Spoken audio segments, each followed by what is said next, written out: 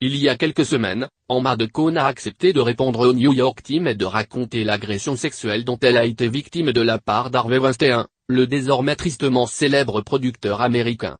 Au cours d'une autre interview, donnée cette fois pour le magazine français Téléstar, elle est revenue sur cette prise de parole et le courage qu'elle lui a demandé. « Je suis assez fier de l'avoir fait, car il était temps que les choses bougent.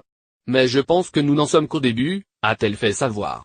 Emma Decaune s'interroge d'ailleurs que le mouvement, bien qu'il ait une résonance forte dans l'Hexagone, semble moins fracassant en France qu'aux États-Unis. « Je pense que nous sommes aussi concernés en France.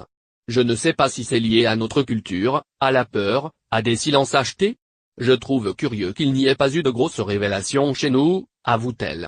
Plus que tout, si Emma Decaune a souhaité prendre la parole et se confier, malgré le traumatisme, c'est pour l'exemple qu'elle donne à sa fille de 15 ans.